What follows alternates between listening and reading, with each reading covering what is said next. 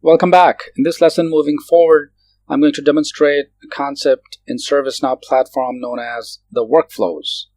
Very elaborate, very important. I'm going to highlight the core areas so that you can prepare for the exam and answer some questions. So the workflow, as the name sounds, is basically, for example, let's suppose you want to get an item approved by the manager. So we can automate the entire process by creating a workflow.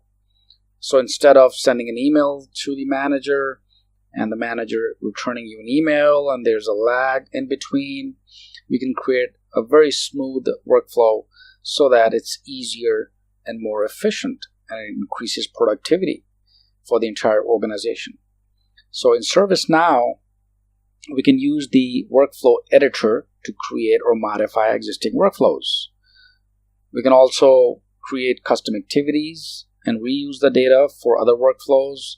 We can download certain activity packs, for example, from the ServiceNow store. And these are pre-made packs. We can edit the workflows, define transitions, lots of things that you can do. You can validate workflows, you can publish workflows, and so on. So let's jump right in. Let me, in fact, show you this. So let's go to our filter navigator and just type workflow. And the first thing that comes up under the workflow application, the module is called Workflow Editor. So I'm going to go ahead and click on this. This opens up a new window and brings up the workflow page. On the right side, notice, are all the workflows that are listed. So if I were to, let's say, click on an existing workflow, for instance, how about the approval workflow here? So if I click on this particular workflow, it's going to show me the actual layout of the entire workflow step by step from beginning and all the way to the end as well. So we get an idea of how the workflow works and what it really is. On the right side, notice there's a tab called Packs that I mentioned earlier. So we can get the orchestration packs, for example, or under the ServiceNow packs, we can have the Active Directory, the Azure AD, for example. We can have the Exchange packs, and I can always expand to take a look at each one of these. So each one of these packs allow us to enhance our existing workflows. If I need to create a new workflow, for instance, so I'm going to go back to the Welcome tab here. Once I'm in the Welcome tab, under the Workflows tab on the right side, notice there's a plus sign. And this is where I can actually create my own workflow. So I'm going to go ahead and click on this just so that you can actually see how it's done. Once I click on it, notice the drawing canvas appears and the new workflow dialog box also appears and wants me to give the new workflow a name. So let's go ahead and call this test_C. I need to link this workflow with the table. So I'm going to go ahead and, let's say, do a request item. So I can choose the approval definition or the requested item table. You can choose any other tables if you like. So I'm going to go ahead and select this table and click Submit. I can also have conditions, right? So I can specify at least one condition to trigger the workflow. So for instance, let's say if I were to request a laptop, right, and I need the manager's approval.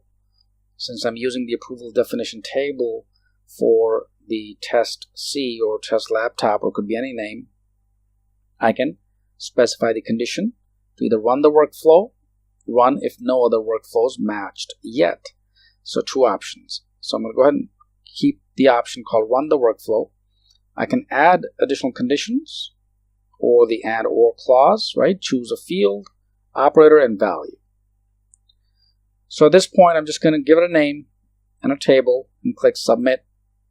And what this will do is create the beginning and the end, right? So we will have two options at this point. And everything in between, we would need to actually configure based on our own particular requirement. So here, notice we have the begin and then, of course, the end.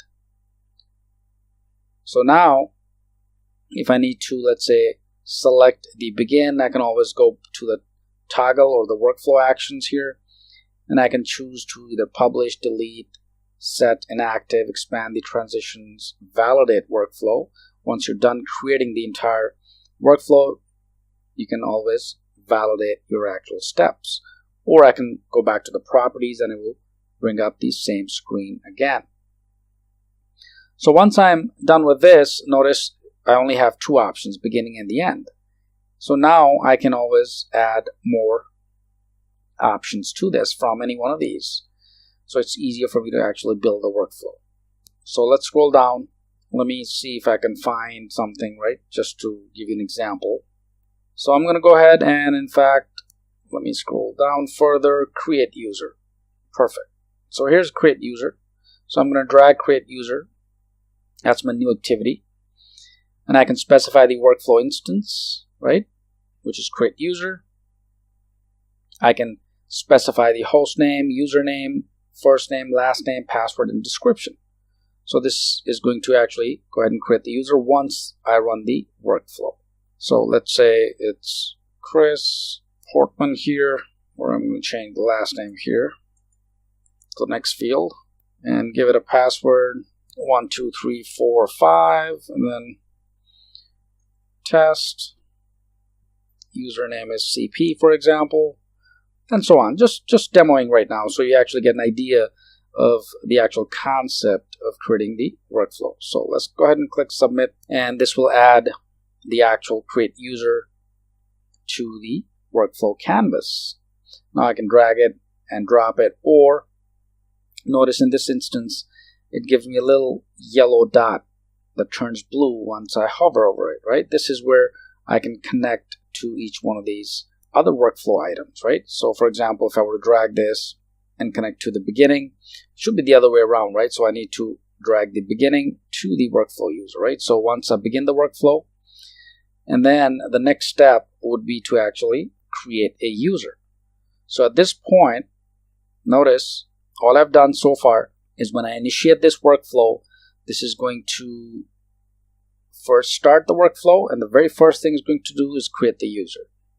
And right after the user is created, I'm going to drag another arrow and end the workflow. Pretty neat. So here, a simple workflow that I can create and work with, right? So it's going to begin, create the user, and then end. If there's some issues while creating the user, for instance, it's going to end the workflow as well. So simple logic as we move forward. Take a look at this. Also enhance your understanding and read more about it, because in the exam there's going to be some textual concepts as well. The reason why I'm demonstrating is that so you get a flavor, an idea of what the workflow does. But obviously there are several terms, right, that you need to also memorize for the exam, and that's important as well. So I hope this helps. Practice, and let's move to the next lesson.